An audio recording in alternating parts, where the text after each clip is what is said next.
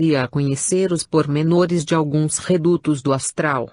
Sabia igualmente que nossa jornada mal havia começado e que aquilo que víramos até aqui era somente uma preparação para as cenas dos próximos capítulos. Logo que penetramos as vibrações mais densas daquela área do plano extrafísico, ouvimos gritos terríveis, gemidos e prantos que ecoavam pela escuridão sem estrelas. Os lamentos eram tão intensos que Raul não se conteve e chorou. Gritos de mágoa, contendas e discussões, queixas iradas em diversas línguas formavam um tumulto que tinha o som de uma tempestade.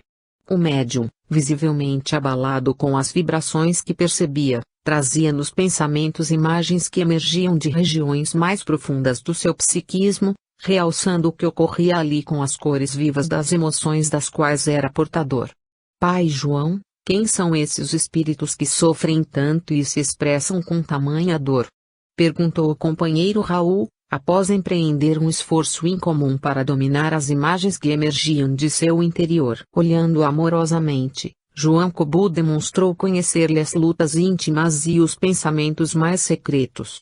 Respondeu pausadamente, dando tempo para assimilarmos a triste realidade daquele lugar: esta é a situação daquelas pessoas que não se definiram no mundo pelo bem divino, colocando-se numa posição neutra, o que já representa um mal em si. Misturam-se com a multidão de seres e confundem-se com os quiumbas, arrastando-se por entre a turba de marginais do astral. Não assumiram uma posição clara e resoluta durante suas vidas. Assim, meu filho, do lado de cada véu que separa as duas realidades, são arrastadas como num vendaval, sem encontrar forças para se subtraírem às influências daninhas dos espíritos delinquentes. Seu sofrimento representa a angústia de quem sabe não estar bem, mas julga não possuir recursos próprios para se libertar. A imagem que observamos neste momento nos lembra uma águia, que, podendo singrar os céus, permanece com os pés enlameados, presa a perigoso pântano. A imagem evocada por Pai João não poderia ser mais perfeita, pois aquele bando de seres sofredores parecia se contorcer em meio a um lamaçal de imenso poder magnético. Era uma espécie de areia movediça do além, ainda que suas presas não submergissem nela. A chamada lama astralina retinha os espíritos prisioneiros ao solo da região, como se fora um lodo pegajoso. Ao tentarem se libertar, eram puxados de volta. A matéria astral da qual era composta a lama era viscosa e grudava como uma cola poderosíssima, evitando que pudessem fugir. Conseguiam se locomover, embora sempre com os pés mergulhados no solo astral de estranha aparência. Escapar dali, porém, era algo aparentemente fora de alcance. Alguns espíritos tinham, à primeira vista, as pernas e os pés corroídos por vermes ou algo similar. Mais uma vez Pai João intercedeu. Estes seres desencarnam aos milhares pelo mundo afora, principalmente nos países onde a vida espiritual não é cogitada, nem ao menos pressentida. Os ensinamentos ministrados ao povo em suas religiões, quando é o caso, muitas vezes se atêm ao aspecto materialista e imediatista. Permanecem completamente ignorantes de uma vida espiritual ou espiritualizada. Ao cruzarem o rio da vida, suas mentes automaticamente os conduzem a essa situação desoladora, de acordo com a lei das afinidades. O pântano e as sensações que experimentam são apenas criações mentais, que foram se materializando em torno de si desde quando encarnados. Agora, como habitantes dessas zonas purgatoriais, ressentem-se intensamente de sua ação daninha. Essa classe de espíritos compõe a imensa legião dos chamados encostos, que se aproximam dos encarnados para se sentirem aliviados. Advém desse contingente os chamados sofredores, muitas vezes percebidos pelos médiuns, que captam suas vibrações doentias e entram também num processo de adoecimento. Então eles não fazem parte da legião de quiumbas, os marginais do mundo oculto? Indagou Raul, surpreso. Digamos, meu filho, que os marginais os utilizem da mesma forma como eles próprios são manipulados por espíritos perversos, sem que o saibam.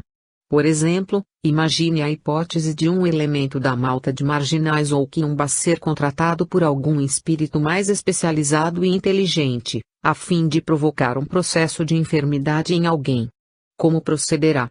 O tal marginal levará cativo em suas vibrações alguns desses sofredores, e, havendo sintonia mental e emocional com o encarnado, ambos os espíritos se acoplam à aura do infeliz. Nessa circunstância, o sofredor absorve certos fluidos animalizados, sentindo-se aparentemente mais revigorado, enquanto a vítima do processo obsessivo padece das dores e dos incômodos daquele ser, que aos poucos são transferidos para seus corpos etérico e físico. Você afirma que os sofredores são usados, sem terem consciência disso. Estarão hipnotizados? Ocorre algo semelhante, mas não podemos classificar como sendo a hipnose clássica. A mente da criatura desequilibrada, que não se preparou para a vivência ou o conhecimento da espiritualidade, encontra-se nublada, embotada e, por conseguinte, incapaz de realizar observações com maior grau de lucidez. Esse estado de dormência dos sentidos espirituais faz com que as entidades e sofrimentos sejam os objetos prediletos de magos e feiticeiros, quando querem realizar uma transferência energética mórbida para o corpo humano. Funcionam como depósito de morbofluido, que ao longo do tempo se acumulou em seu perispírito. A mente adoecida cria continuamente clichês de sofrimento, além da matéria astral contaminada. Tais elementos ficam condensados na delicada tessitura de seus corpos espirituais patogênicos. Exalam uma espécie de matéria mental densa, pegajosa e de alto poder corrosivo. Por tudo isso, magos e feiticeiros frequentemente aproveitam essa turba de espíritos infelizes na consecução de seus planos destruidores. O que se pode fazer para libertar algum desses seres reduzidos a ferramentas de processos obsessivos? No âmbito umbandista, meu filho, são conhecidas e utilizadas certas ervas, que, simplificando, são dotadas de altíssimo poder absorvente. Bem utilizados, esses recursos da natureza sugam o fluido mórbido tanto do chamado encosto ou sofredor, quanto do encarnado, que é a vítima. É claro que somente o expediente fitoterápico, mesmo empregado com propriedade, não será suficiente. É necessário proceder ao esclarecimento do ser subjugado, quando se trata do sofredor, o que se alcança através da conversa com o espírito, incorporado num médium. Essa etapa pode ser cumprida num trabalho de mesa, no centro espírita, ou de terreiro, na tenda de umbanda bem orientada. A eficácia da limpeza energética com os elementais, espíritos da natureza, é inquestionável. Quando é realizado esse tipo de limpeza nas auras dos seres envolvidos em assimilação energética de fundo mórbido, o desencarnado é imediatamente liberado da carga tóxica e então estará apto para a conversa fraterna, que muitos espíritas chamam de doutrinação. Pai João nos deu oportunidade de assimilar melhor seu ensinamento enquanto eu anotava tudo, cada detalhe do que ouvia. Pretendia, mais tarde, transmitir os apontamentos através da psicografia. Logo após, o pai velho continuou: como esses espíritos em sofrimento não possuem, quase em sua totalidade, o conhecimento da vida espiritual, precisam de um tempo para meditar, fazer algumas reflexões, a seguir, devem ser conduzidos, em breve espaço de tempo, à reencarnação. Durante a próxima vida, em novo corpo físico, entrarão em contato natural com o sofrimento e a marginalidade, mas se verão também envoltos em algum conhecimento espiritual elementar. Reclamarão um tipo de alimento espiritual básico, sem complexidade nem sofisticação, para que possam começar a ter noções de algo além do mundo material. Se precisam de um conhecimento tão básico assim, com certeza não estarão preparados para o ensinamento espírita ou umbandista, pois que ambos já expressam um grau maior de iniciação espiritual, não é assim? Inquiriu Raul. Pois é, meu filho, anuiu o pai velho. Precisamente por essa razão é que vemos no mundo a atuação cada vez mais intensa das chamadas igrejas pentecostais e neopentecostais, bem como do movimento católico carismático, os quais abordam a questão espiritual de maneira bem distinta daquela que o Espiritismo apresenta. Esses nossos irmãos, com sua fé radical e grande poder de persuasão, têm prestado imenso benefício, pois retiram esses espíritos, já reencarnados, de dependências químicas e antros de perdição, como dizem. Conduzem-nos à vivência de algum princípio moral, que desperte neles conceitos elementares, a fim de elevá-los em relação à vida puramente material. Mas será válida a forma como trabalham com esse público? Em suas pregações, valem-se de imagens como o inferno, a perdição eterna e o diabo, arrebatando fiéis para suas igrejas através do medo. Que outra linguagem tais irmãos entenderiam? Emergem de uma situação no plano astral na qual conviveram com imenso sofrimento, eram fantoches nas mãos de espíritos marginais. Sobretudo, seu despreparo espiritual é tamanho que não compreenderiam jamais a linguagem detalhada e explícita da doutrina espírita. Reencarnam, então, em meio à marginalidade, conforme dita a própria sintonia de seus espíritos, integrando gangues ou agindo sozinhos, de conformidade com as impressões e lembranças firmemente gravadas na memória espiritual. Habituaram-se de tal maneira às imagens mentais de sofrimento e dor do plano onde estagiaram que, uma vez na Terra, só estão aptos a dar ouvido aos apelos das pregações fortes e recheadas de elementos familiares a seu universo. O inferno do qual querem escapar, ou o diabo, por quem alimentam tanto pavor, são os obsessores e magos negros que deles se serviam antes da reencarnação atual. Decorrem desse fato o conteúdo de medo e as imagens mentais fortes que muitos ministros pentecostais e carismáticos empregam. Tudo tem uma finalidade útil.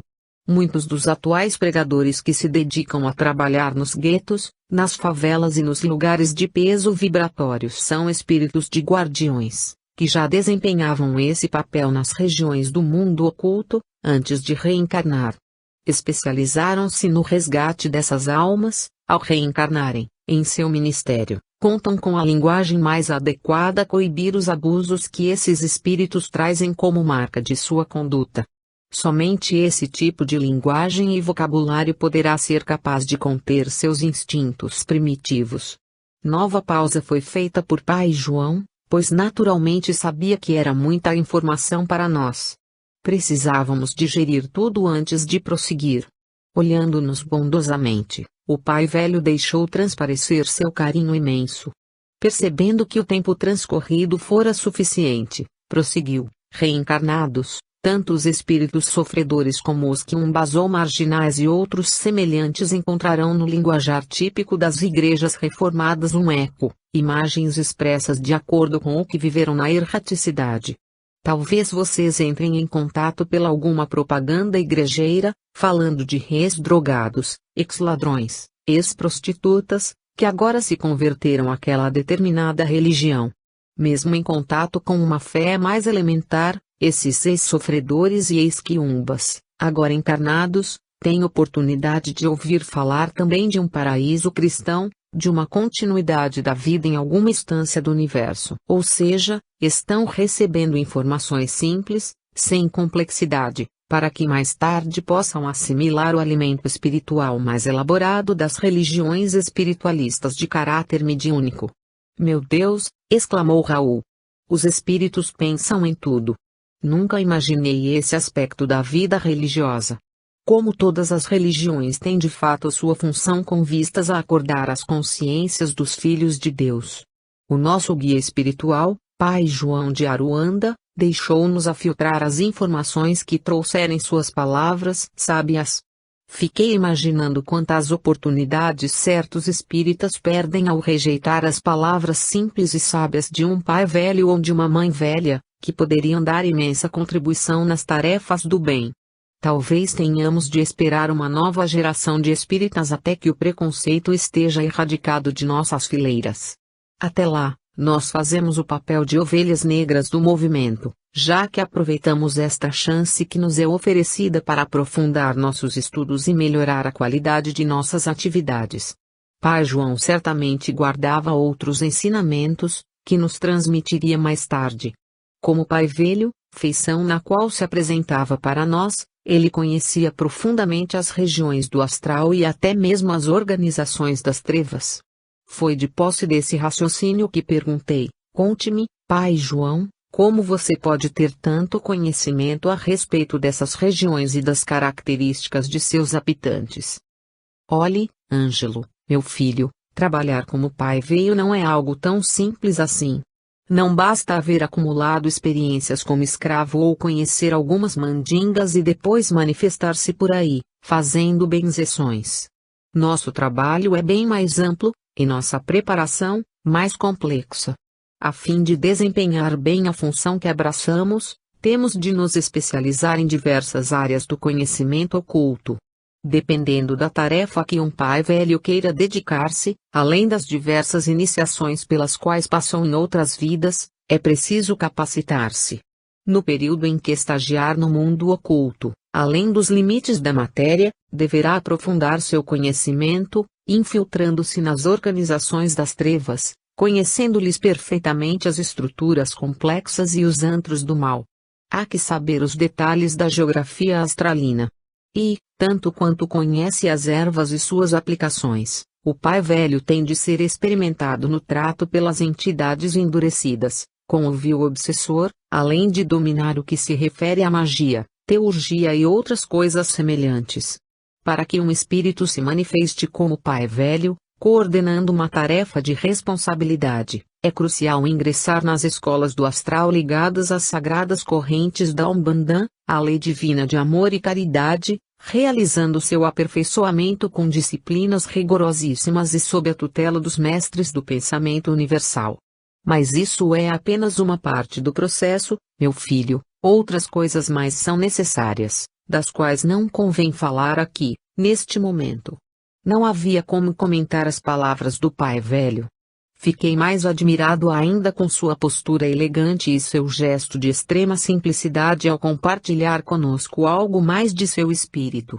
Tínhamos muito ainda o que aprender com o pai João. Pois a nossa luta não é contra seres humanos, mas contra os poderes e autoridades, contra os dominadores deste mundo de trevas, contra as forças espirituais do mal nas regiões celestiais. Efésios 6:12. Capítulo 3 – Mortos-vivos. Prosseguimos nossa jornada por caminhos cada vez mais sombrios, adentrando um local que, visto no plano astral, parecia estar envolvido em um nevoeiro mais ou menos espesso. Uma turba de seres sem seus corpos físicos rondava o lugar, sem que eu pudesse perceber qual seria sua intenção. O local parecia uma ilha em meio ao ambiente que o rodeava. Árvores, estátuas, flores por todo lado podiam ser vistas à distância. Era um cemitério. Um grupo de espíritos, ao nos ver aproximar do Campo Santo, começou a gritar, na tentativa de nos insultar, talvez esperando de nós alguma reação. Pai João foi taxativo: não deem atenção a estes seres. São vampiros, que buscam vencer a resistência dos guardiões para roubar a energia sobrevivente dos corpos eteríceos em dissolução. Pude notar, juntamente com Raul, que uma estranha luminosidade exalava de algumas lápides, sendo percebida à distância. Além disso, em determinado lugar, havia uma luz fulgurante que iluminava tudo ao redor, formando algo semelhante a um campo de força, delimitando aquele espaço e dimensão, de onde o brilho mais intenso irradiava. Ao olhar mais intensamente, vi outro grupo, que aguardava do lado de dentro daquela área, sem se confundir com a multidão que víramos antes. Quem são aqueles? Perguntei ao pai velho. Você saberá no seu devido tempo, quando chegarmos à região circunscrita ao facho de luz, respondeu pai João, sem aprofundar o assunto. Raul e eu entendemos que aquele momento não comportava perguntas.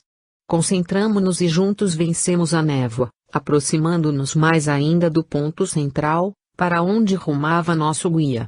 Alguém do interior daquele perímetro fechado hasteou uma flâmula com o símbolo de uma caveira, desenhado em meio a alguns traços, riscos e outros elementos, todos igualmente incompreensíveis para mim. Uma voz potente se fez ouvir, vinda de alguém que demonstrava muita firmeza e um intenso magnetismo ao falar: almas ruins, espíritos famintos e sedentos de sensações, abandonem toda a esperança de entrar aqui outra vez, pois vou impedi-los de roubar algo que não lhes pertence. Estejam preparados para a vinda dos atalaias. Quando ele nos viu, gritou, como que se dirigindo ao médium que estava desdobrado, acompanhando-nos, e você, alma vivente, afaste-se deste meio, pois aqui só vem quem tem permissão.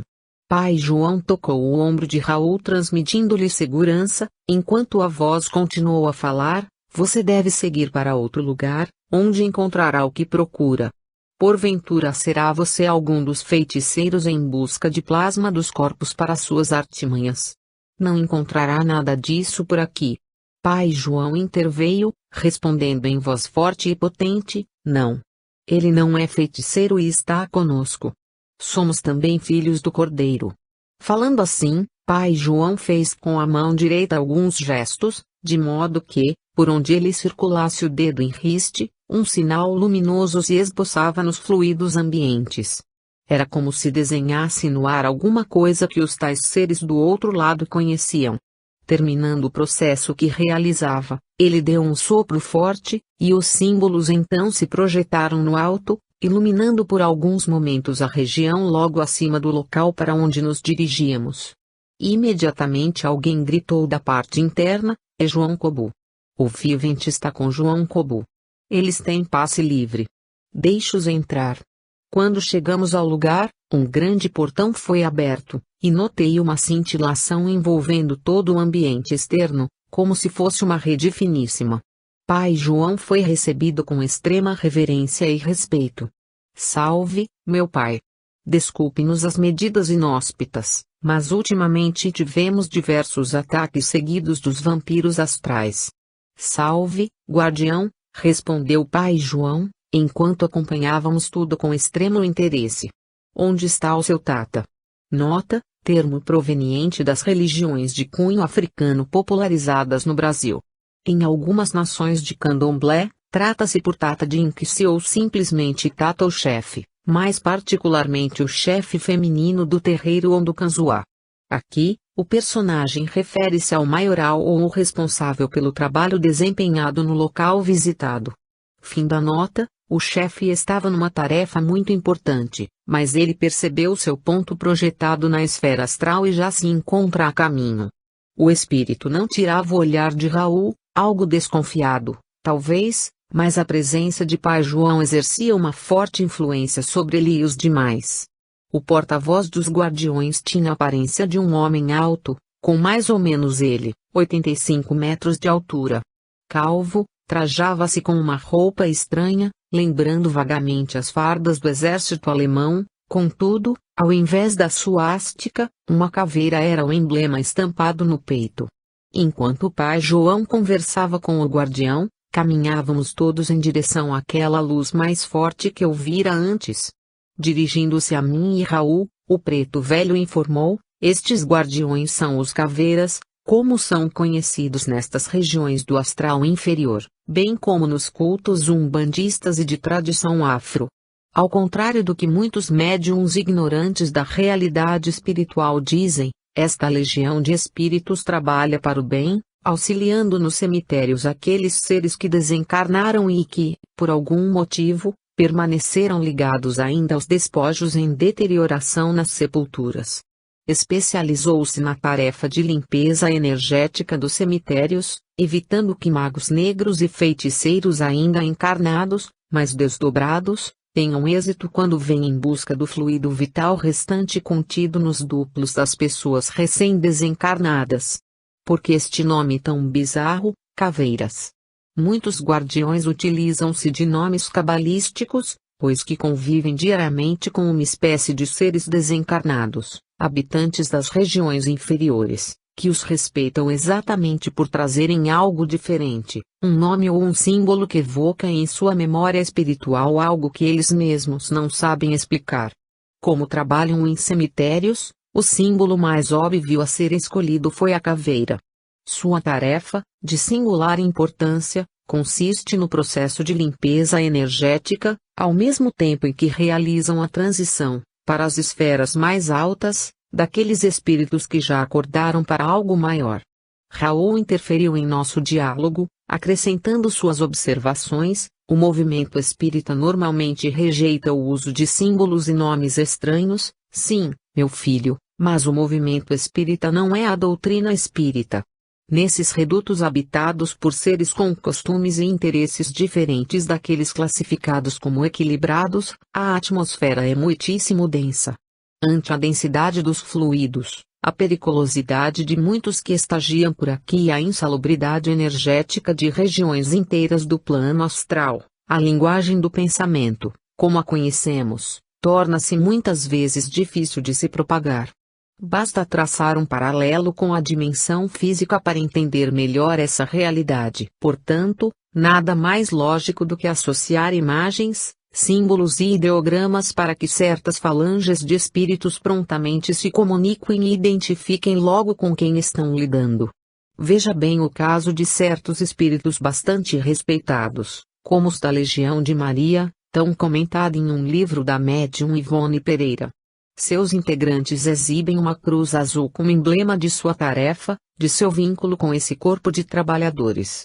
O Espiritismo, para o desgosto dos adeptos pouco perspicazes, traz um sinal distintivo inspirado pelo próprio Espírito Verdade. Falo da insígnia que Allan Kardec inseriu no cabeçalho do texto intitulado Prolegômenos, que temos como a ata de fundação do Espiritismo na Terra. Está lá, logo no início de O Livro dos Espíritos, a cumprir uma determinação direta daquelas almas que patrocinaram a codificação, conforme ele explica. É o ramo da videira, simbologia destrinchada pelos espíritos ao longo do texto. Você mesmo, falei a Pai João, desenhou nos fluidos um símbolo e o projetou no alto, só então os guardiões liberaram a nossa passagem. Pois é, meus filhos, esta é a simbologia dos pontos riscados, algo bem mais profundo do que se pode imaginar a princípio e com implicações mais vastas do que muitos iniciados conhecem. Esses símbolos têm a função primordial de identificar certas entidades, falanges ou agrupamentos de espíritos, como eu disse. Assim como as bandeiras, flâmulas e fardas que militares usam em todos os países do mundo contêm seus emblemas, também os guardiões possuem seus símbolos distintivos. Lembro-me também, comentou Raul, dos sinais de trânsito, que possibilitam a circulação de veículos em qualquer país.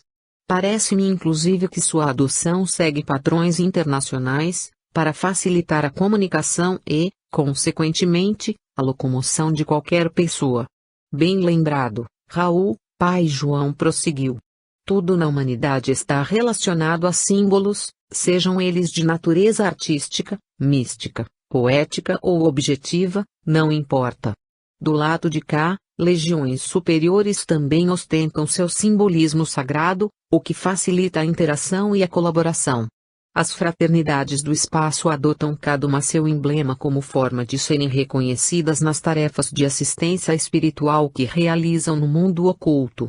O que não fazem é associar quaisquer símbolos a poderes intrínsecos que não possuem, nem sequer a forças ocultas. Isso seria convertê-los em instrumentos fetichistas, o que não é o caso aqui. Os sinais facilitam muito a comunicação.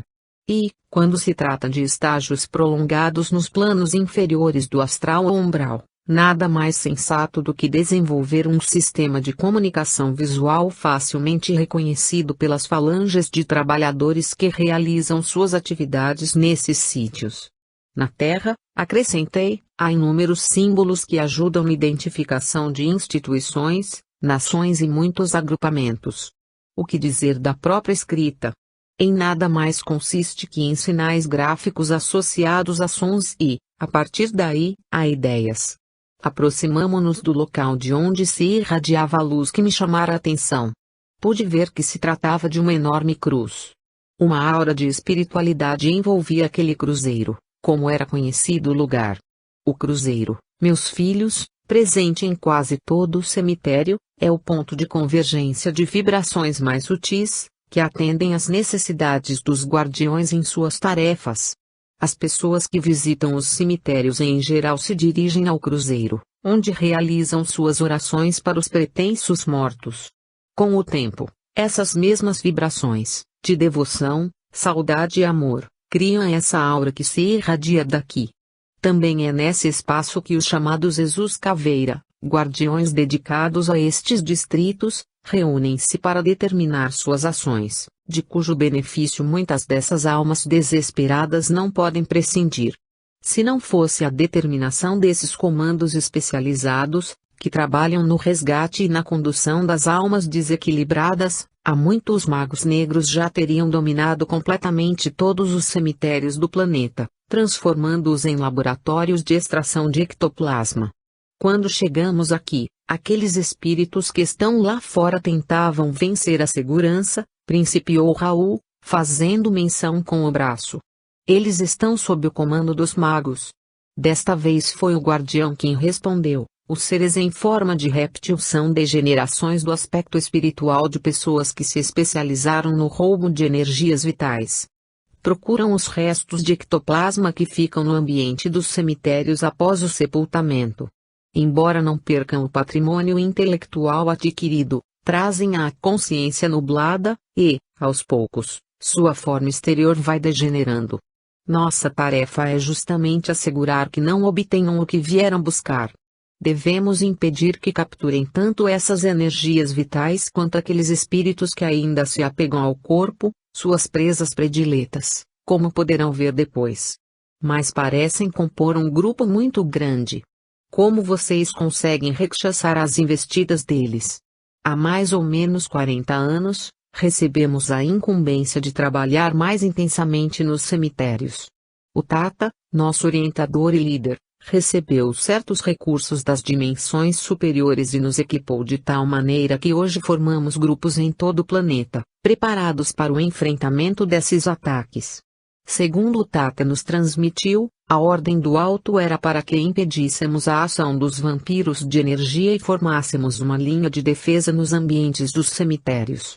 Muitos magos negros e feiticeiros se apoderam de espíritos ainda prisioneiros dos despojos e os transformam em marionetes, cobaias para suas experiências.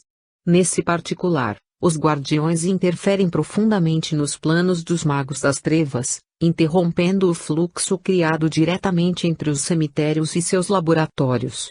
O roubo de energias vitais está cada vez menos intenso. A ordem do alto é erradicar completamente dos ambientes inferiores qualquer vestígio da ação das trevas.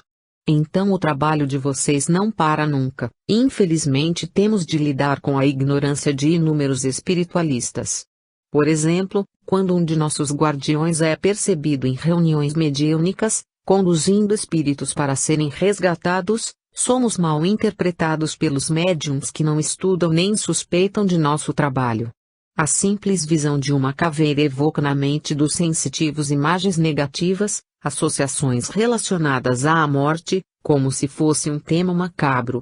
É incrível o pavor que sentem pela morte muitos daqueles que lidam com os espíritos e postulam a reencarnação.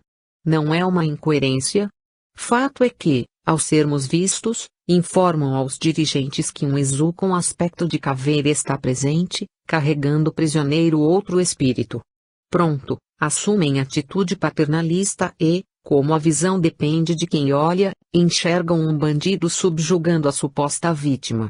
Nesse ponto da conversa, Pai João interrompeu o guardião e continuou em seu lugar. O dirigente, despreparado, não conhecendo o simbolismo utilizado no astral, conclui que Exu Caveira é a representação do mal. Através de uma indução quase hipnótica e uma associação infeliz de ideias, alguns médiums, a partir de então, deixam sua parte anímica falar mais alto e relatam coisas inacreditáveis a respeito dos guardiões. O espírito que deveria ser resgatado é liberado, como se fosse um sofredor, e o guardião ou Exu é doutrinado, conforme dita o figurino adotado em larga escala nos centros espíritas. Terminada a reunião, o verdadeiro obsessor foi libertado, como se fosse um espírito necessitado, livre para voltar às suas atividades, e o guardião, que é o parceiro das atividades do bem, é confundido com espíritos maus. Isso mesmo, falou o guardião com o símbolo de caveira. Por esse motivo, procuramos regularmente os centros umbandistas para nos auxiliar nas tarefas, pois neles nossos trabalhadores da Polícia Astral manifestam-se e são conhecidos como Exus Caveira. Evidentemente, também enfrentamos problemas sérios nos centros de Umbanda, só que de natureza distinta. Com o tempo, porém, temos certeza de que cada vez mais umbandistas e espíritas se esclarecerão, de modo que possamos realizar um trabalho em parceria, com eficácia ainda maior. Se os umbandistas sabem sobre vocês e o papel que desempenham, por qual razão há problemas em sua participação? O conhecimento somente aos poucos vai conquistando as mentes e os corações dos verdadeiros umbandistas, assim como ocorre com todas as pessoas. Muitos médiuns e dirigentes estão cativos de ideias preconcebidas ou transmitidas por pessoas absolutamente despreparadas. Conhecem certos símbolos, sagrados para eles, e sabem de nossos nomes, é verdade. Entretanto, quando procuramos alguns médiuns para realizar um trabalho de parceria, teatralizam tanto a nossa manifestação através deles que perdem de vista o objetivo da tarefa.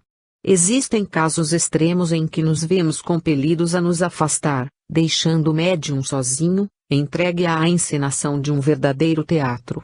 Encurva-se todo, fala palavras incompreensíveis, até mesmo palavrões, como se nos comportássemos de modo tão grotesco. Querem apenas uma plateia para aplaudir sua performance notável. Graças ao investimento do alto, vem surgindo uma geração de umbandistas cada vez mais conscientes, que tem procurado estudar, conhecer mais e trabalhar melhor sua mediunidade, de maneira mais afeita aos ideais superiores, o que também os torna mais aptos a promover resgates, defesas e limpezas no astral, atividades com as quais muitos guardiões, de diversas falanges, estão seriamente comprometidos. Nossa atenção foi desviada para um espírito que chegou. Sua aparência impunha respeito, mas não podíamos dizer que havia nele expressão de beleza. Apesar da figura rude, irradiava de sua face, de seus olhos tal autoridade e, ao mesmo tempo, tal simpatia, que diria incomuns. Alto, olhos vivos e poucos cabelos, aparentava aproximadamente 40 anos de idade, segundo as referências terrestres. Sabemos que a exterioridade de um espírito depende muito de sua vontade, de suas experiências e da plasticidade de seu perispírito ao retratar o íntimo do ser. Mas ali estava alguém que realmente chamava a atenção. Dirigiu-se ao pai velho e, numa demonstração de gratidão, respeito e algo que beirava a veneração, cumprimentou o pai João. Salve, meu pai. Sinto-me honrado em recebê-lo novamente em nosso círculo de atividades. Que bom vê-lo de novo, meu menino, expressou o pai João com certa desenvoltura e demonstração de amizade. Fico feliz em verificar que está desempenhando bem sua tarefa. Pretendo ser fiel ao legado que me confiaram, além de ser eternamente grato por você haver me abonado diante do comando dos guardiões. Tenho certeza de que você é capaz. Parece-me que os caveiras estão satisfeitos com sua forma de conduzir a situação por aqui. Temos procurado encontrar soluções para os desafios impostos pelas trevas ouvindo a opinião de todos, meu pai. Parece-me que a democracia chegou aqui, satirizou o pai João. Não diria que é exatamente um regime democrático, mas buscamos uma igualdade relativa nos trabalhos, uma vez que os magos negros, vampiros e quiumbas não nos têm dado trégua. O que não é para menos, pois temos avançado nossas trincheiras. Na medida do possível, tenho visitado diversos campos de atividade, outros cemitérios, nos quais podemos estabelecer um plano de ação semelhante ao que temos em funcionamento aqui. São iniciativas simples, é claro, sem esquecer que nosso planejamento estratégico vem do Comando Supremo dos Guardiões. Seguimos a rota traçada, que, com certeza, é de inspiração superior e, naquilo que podemos, adaptamos essa orientação à realidade de cada local de nossa ocupação. Afinal, não é tão democrático assim, não é mesmo? Tornou a brincar o preto velho, de forma afetuosa, colocando a mão sobre o ombro daquele soldado do astral. Voltando-se para nós, pai João apresentou-nos ao Tata, Como todos se referiam ao chefe daquela legião de espíritos, este é Ângelo e o outro companheiro é o nosso amigo Raul. Ambos estão comigo, pois o nosso Ângelo precisa colher informações e apontamentos para transmiti-los aos filhos encarnados. E Raul é um vivente que está desdobrado, acompanhando-nos, pois carecemos de uma fonte de ectoplasma e de um parceiro com habilidade para se deslocar em nosso plano com relativa facilidade. Ele concordou em nos auxiliar. Escrever aos viventes da Terra a nosso respeito? Perguntou o chefe daqueles guardiões. É preciso ter muita coragem para confrontar as ideias errôneas que elaboraram acerca de nosso trabalho. É o que pretendo, com a ajuda de vocês, redarguir. Já é hora de romper esse tabu, você não acha? Dirigindo-se a nosso convidado Raul, o guardião falou, sem constrangimento, você me parece corajoso também. Vejo que é coroado e traz uma outorga do alto. Estou aprendendo com João Cobu a respeito da vida espiritual, sou um aprendiz. Pai João interferiu na conversa, Raul é pupilo de um amigo nosso de outros planos, e juntos realizamos um trabalho de parceria. Aprendemos uns com os outros. Ele também é iniciado e serve sob a égide do Espiritismo. Espiritismo? O chefe dos caveiras deu uma estrondosa gargalhada. Desculpe o jeito de me expressar, mas é que sinto pena de você. Os espíritas parecem ter criado um movimento tão cheio de preconceitos que dificilmente se interessam por algo a nosso respeito sem nos taxar de obsessores e acusar o médium de antidoutrinário, como é seu costume. Eu sei, mas, conforme disse Pai João, meu trabalho se dá sob a bandeira do espiritismo, e não dos espíritas. Raul foi taxativo. Corajoso, o rapaz, respondeu o representante dos guardiões no cemitério, com certa ironia e bom humor. Gostei de você. Então, abraçando Raul como se abraça um amigo, retornou a atenção a Pai João e perguntou, com entusiasmo, creio que não vieram aqui apenas para me ouvir, não é mesmo? Em que posso ajudá-los? João Cobu instruiu o guardião a respeito das intenções que norteavam nossa excursão, no tocante à pesquisa do mundo oculto, principalmente no que concerne ao Império das Sombras, sua estrutura, organização e seu método de trabalho. Aquele a quem chamavam Tata prontificou-se imediatamente a nos acompanhar em um breve reconhecimento daqueles sítios, denominados por eles de Campo Santo, numa atitude solene, que me despertou interesse. Sem delongas, pusemo-nos a caminho a fim de conhecer aquele local que, a começar pela postura dos anfitriões, merecia de nossa parte imenso respeito. Dentro de instantes ouvíamos gritos e gemidos. Era algo tão aterrador que parecia vir de uma alma presa no lendário inferno criado pelos cristãos. Vimos dois guardiões curvados sobre uma sepultura, auxiliando o espírito de uma mulher a se desvencilhar dos despojos carnais, junto aos ossos que permaneciam no interior da tumba. Detive-me, com Raul, e pude notar horrorizado quanto a pobre mulher se debatia em meio aos vermes que percorriam o local onde haviam sido devorados os últimos fragmentos do corpo em decomposição. A aparência daquele espírito desafiava minha capacidade de expressão. Não conseguiria descrever com clareza o que via.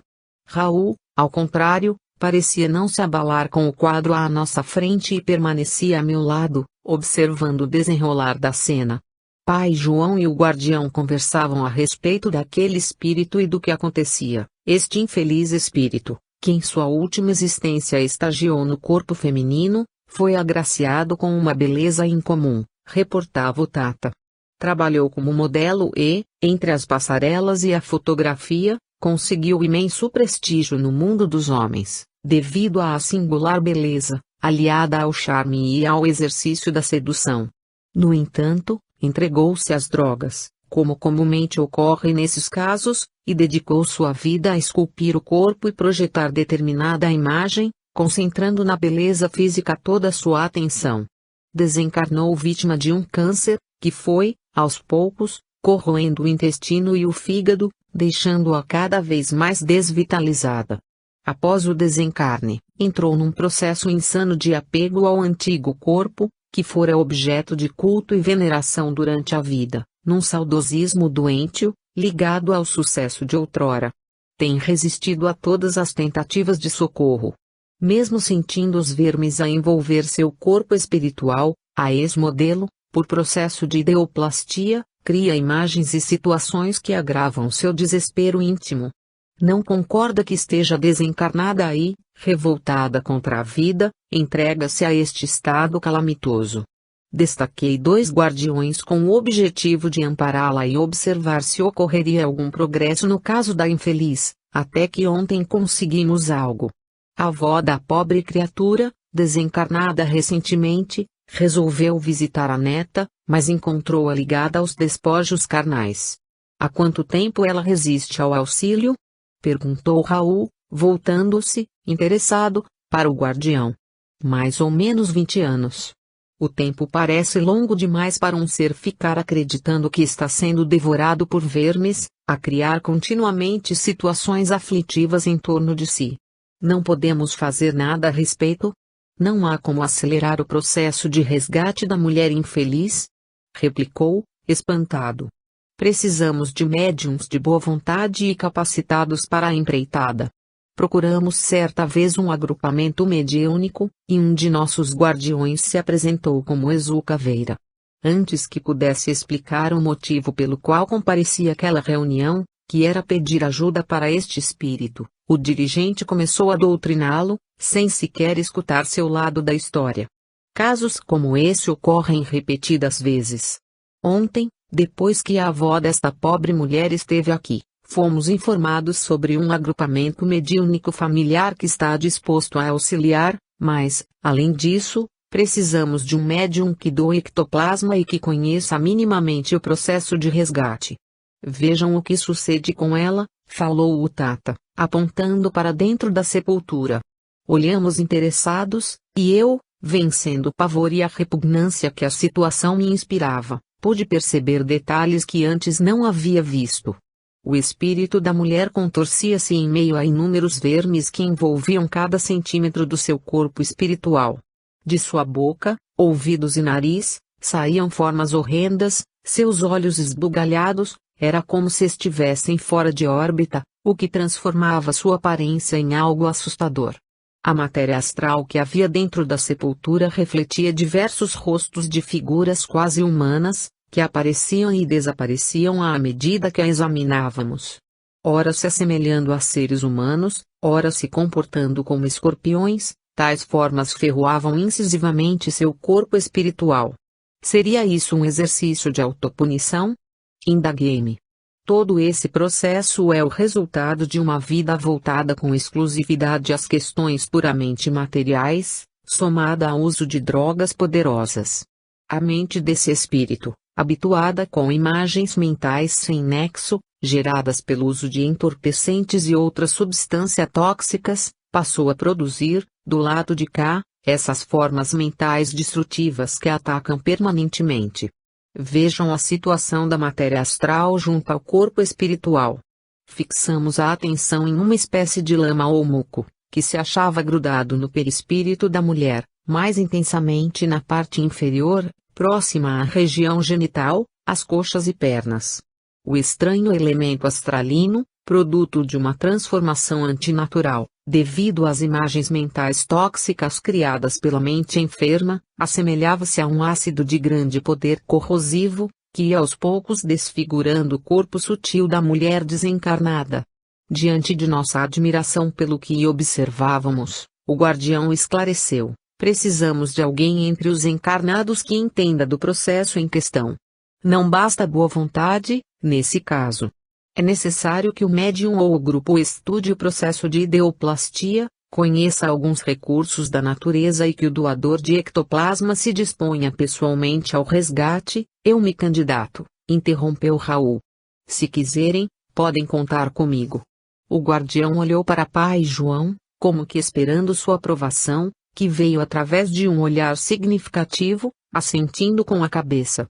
A um sinal do Tata, um dos guardiões subordinados a ele partiu imediatamente dali. Aceitamos sua ajuda com regalo, respondeu. Enviei um dos guardiões para falar com o representante dos trabalhos mediúnicos. Creio que no máximo até amanhã à noite poderemos libertar a infeliz. Em seguida o local ficou repleto de guardiões.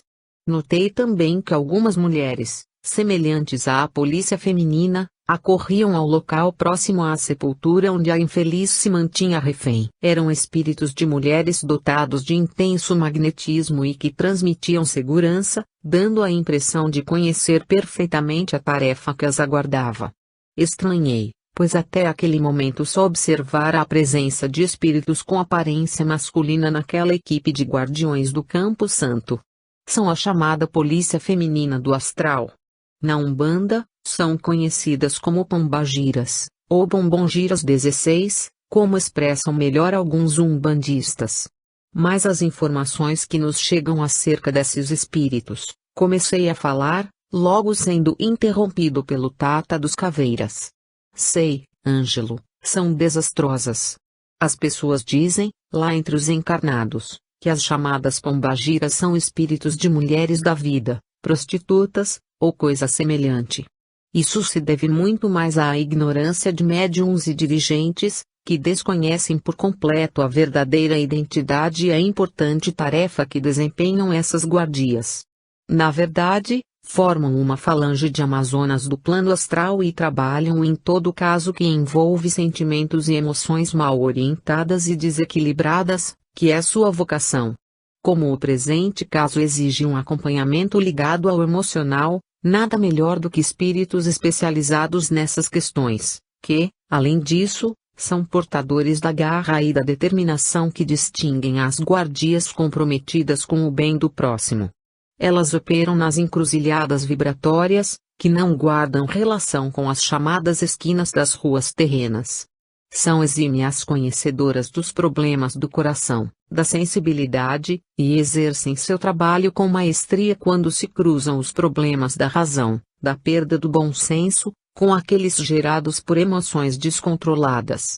Tenho muito que aprender, ao contrário do que muitos médiuns expressam, em seu animismo confundido com mediunismo. Esses espíritos não se comportam do modo como são retratados pela incompreensão.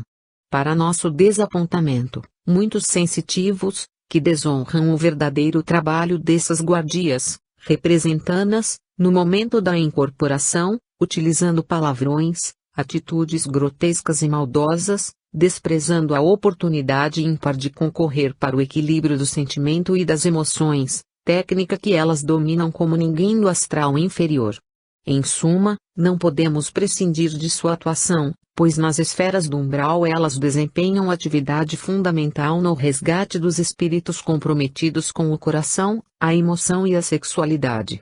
Dando uma pausa necessária para que eu assimilasse suas palavras, ele continuou: é certo, Ângelo, que existem espíritos na forma feminina que abusaram da sexualidade e, do lado de cá, continuam com seus desequilíbrios, tanto quanto ocorre com espíritos na forma masculina.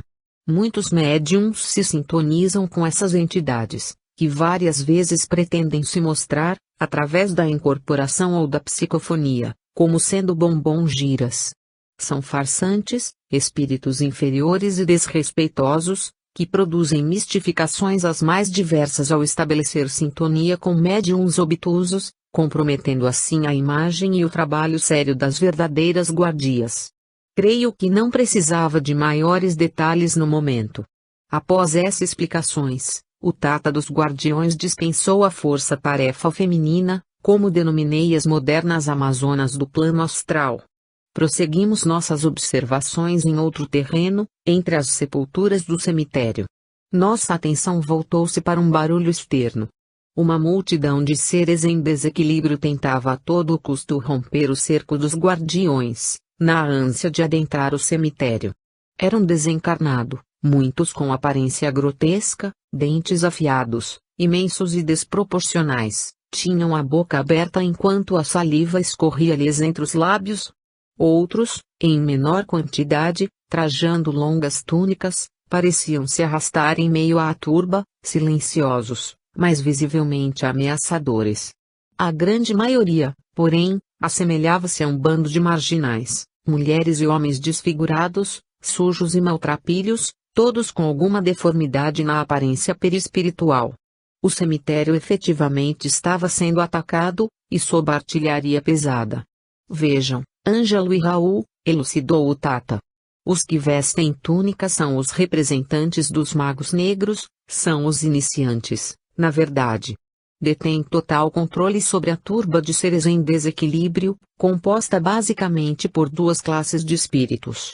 Os mais horrendos e agressivos são os vampiros astrais, que sobrevivem dos restos de fluidos densos exalados pelos corpos eteríceos de recém-desencarnados, os demais são quiumbas, totalmente submissos a estes. Essa cadeia de dominação perversa, como poderão ver mais adiante, é a regra, que se estende até os comandantes supremos das sombras. O Tata interrompeu as explicações, como se tivesse recebido um comunicado de algum dos seus. Tenho de me apressar no comando dos guardiões. Fiquem por aqui, disse ele, retirando-se. Vimos quantos guardiões trabalhavam em sintonia. Algo diferente, que eu nunca poderia imaginar ocorresse no plano astral, presenciei ali naquela noite. Uma batalha no mundo oculto. Por mais inusitado que pudesse soar para mim, não tinha como descrever com outra palavra o que se dava diante de meus olhos. Sob o comando do Tata dos Caveiras, imenso contingente de guardiões se colocou em seus postos. Poderoso arsenal, composto por armas desconhecidas para nós, era posicionado estrategicamente.